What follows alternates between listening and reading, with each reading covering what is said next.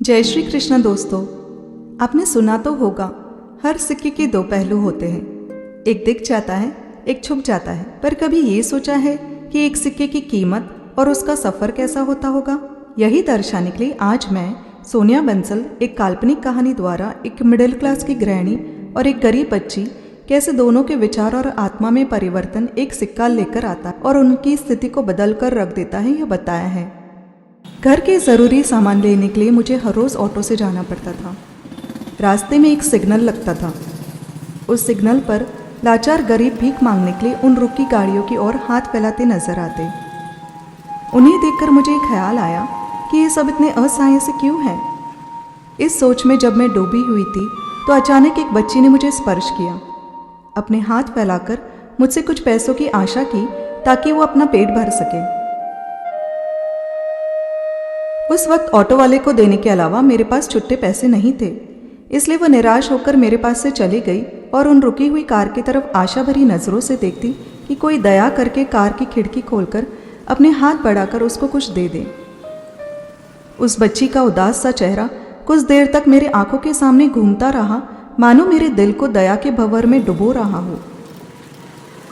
दूसरे ही दिन जब लौट रही थी और एक गरीब बेबस दिखाई दिया, मैंने उसे 10 रुपये का नोट दिया।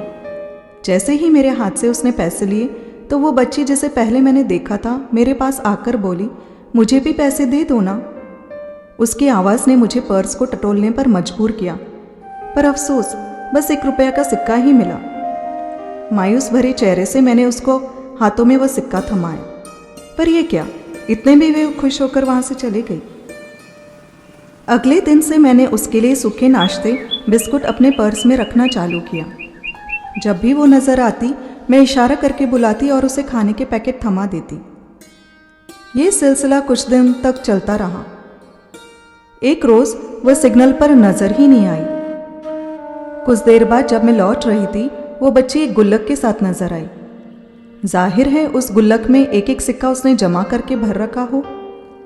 इस बार वो मासूम से हाथ जो सिक्के को कस कर मुट्ठी में पकड़े रखते थे, आज धीरे से खुलकर एक गुल्लक को पकड़ते नजर आए।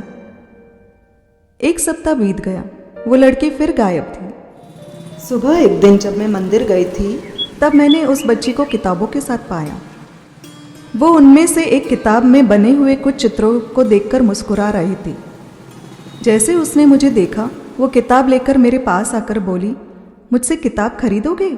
सिर्फ 99 रुपये की है। मैंने उसका नाम पूछा। उसने कहा छाया। छाया के अस्तित्व को बनाए रखने के लिए प्रकाश की आवश्यकता होती है, इसलिए उसके जीवन में प्रकाश डालने के लिए मैंने उससे किताबें खरीदने की सोची।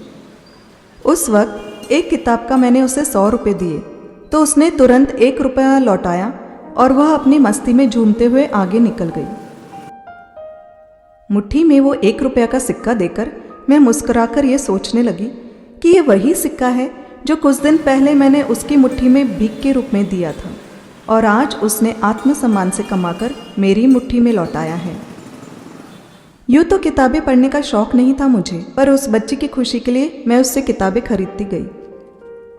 घर के काम के बाद बचे हुए समय में मैं खरीदी हुई किताबें पढ़ने लगी। अब तो उस बच्ची की खुशी के साथ अपने किताब पढ़ने की रुचि के लिए भी मैं उससे किताबें खरीदने लगी। कुछ लेखक से प्रेरित होकर मैंने भी खुद की छोटी छोटी काल्पनिक कहानी लिखनी शुरू कर दी और एक दिन उसे किताब के रूप में छपवाया। देखते ही देखते मैं भी एक लेखिका बन गई। कुछ महीने बीत गए, मेरी मुलाकात फिर उस बच्ची से हुई। इस बार जो किताब उसने मुझे खरीदने को कहा उसे देखकर मुझे बहुत हंसी आई। मुझे हंसते देख वो भी हंसने लगी। वो मेरा नाम नहीं जानती थी, इसलिए जो किताब उसने मुझे दी वो मेरी ही लिखी हुई थी, इस बात से वो बच्ची वाकिफ न थी। इस राज को राज रखते हुए मैंने वो किताब खरीदी और फिर से वो आशीष भरा सिक्का पाया। साथ ही इस सिक्के के सफ़र में उस बच्ची ने अपना सम्मान और हाँ, मैंने भी अपनी पहचान बना ली। गृहिणी हो या व्यापारी, सिक्के सिक्के को संभाल के रखे दुनिया सारी। सिक्के की कीमत तब बढ़ती है जब उसे सही दिशा मिलती है।